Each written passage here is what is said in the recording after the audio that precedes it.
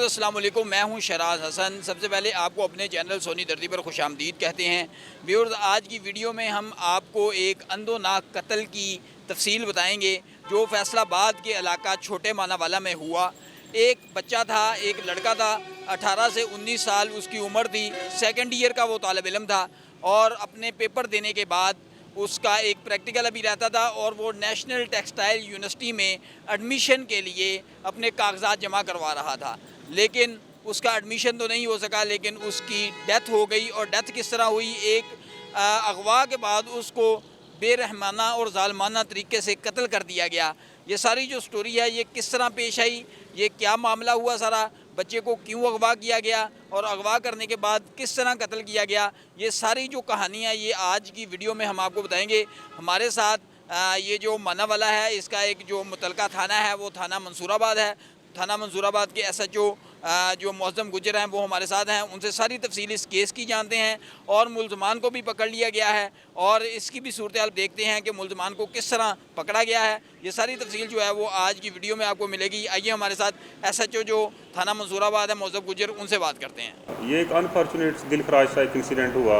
आहत लड़का स्टूडेंट था, तो उसकी मिसप्लेसमेंट की रिपोर्ट की जाती है। पुलिस को रिपोर्ट किया जाता है कि वो घर से गायब है, रिपोर्टेडली कि वो किडनैप हुआ है। तो उस पर 7 तारीख को FIR दर्ज की जाती है थाने मंसूराबाद में। उसके बाद उसको तलाश करने का अमल शुरू किया जाता है, जो भी उसमें अवामल होते हैं उसके ऊपर काम किया जाता है। लेकिन अनफॉर्चुनेटली उसके 2-3 दिन बाद 10 तारीख को आहद की डेड बॉडी मिलेटोन के एरिया से मिल जाती है, ड्राई पोर्ट के पास से। उसको आइडेंटिफाई कर लिया जाता है घर वालों की तरफ से कि ये वही हमारा ही बच्चा है जो 3 दिन पहले मिसप्लेस हुआ था, किडनैप हुआ था। तो इसके ऊपर आवाम के अंदर एक पाया भी जाता था दुख, एक ट्रेजिडी थी। ज़ाहरी तौर पे ये एक बहुत बड़ा अलमिया था, एक स्टूडेंट अभी इस मुस्तकबिल था हमारे मुल्क का, तो उसकी डेथ हो जाती है। खैर उसके ऊपर हमारे CPO फैसलाबाद साहबजादा बिलाल उमर साहब पूरी तौर पर एक्शन लेते हैं। टीमों की तश्कील की जाती है, मैं उस टीम को लीड करता हूँ। हमारे साथ CDU ब्रांच जो टेक्निकल असिस्ट होती है हमारे साथ होती है। जितने भी ज़राए हमें पूरी तौर पर वो प्रोवाइड किए जाते हैं। तो हम उस पर काम करके within no time shortly ही हम जो कल्प्रिट्स हैं, जो जिन लोगों ने ये सारा गुनोना फेल किया था, लड़के को अगवा किया गया, उनका मोटिव था तवान का। वो दौरान इंटरोगेशन चीज़ें फिर सामने आई हैं हमारे पास। इनमें एक लड़का बिलाल नामी, वो बेसिकली सलून का कटिंग का काम करता था, हेयर कटिंग का। वो आहद को जानता था कि आहद उसके पास आता रहा है। बेसिकली इन्होंने ये जो बिलाल, इसने अपने एक दोस्त उमर, मतलब उसके साथ मिलकर ये प्लानिंग बनाई थी कि हम इलीगल वे से पैसे कमाना चाहते हैं।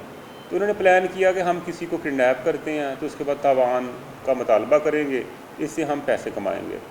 तो इसी को उन्होंने अमली जामा पहनाने के लिए आहद को ट्रैप किया। मतलब आहद को बिलाल ने ट्रैप किया, क्योंकि बिलाल जानता था, उसके मोहल्ले का थोड़ा सा दूर करके रहता था लेकिन जानता था। तो बिलाल ने उसको ट्रैप करके बुलाया। ये फिर उसको लेके कुछ खाने पीने के लिए उसको ट्रैप किया कि मैं तुम्हारी दावत ट्रीट देना चाहता हूँ, तुम्हारी दावत करना चाहता हूँ। तो उसी सिलसिला में उसको ट्रैप कर लिया। उसको ये ट्रैप करके उमर के घर में ले गए। उमर के घर में कोई भी मौजूद नहीं था, वहाँ पे उसको खाना वगैरह खिलाया।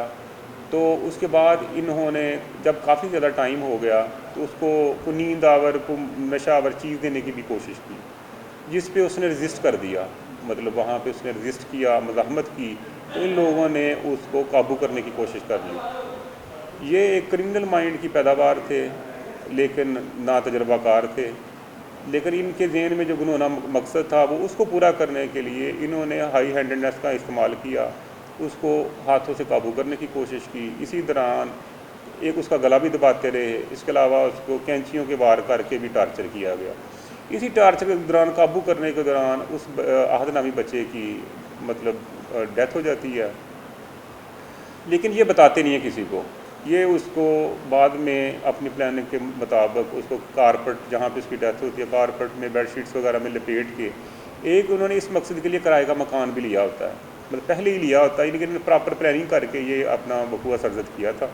तो ये उसकी डेड बॉडी को वहाँ पे ले जाते हैं। उसके बाद ये तवान मांगने की कोशिश भी करते हैं। इस सिलसिले में ये कॉल भी करते हैं उसकी फैमिली को।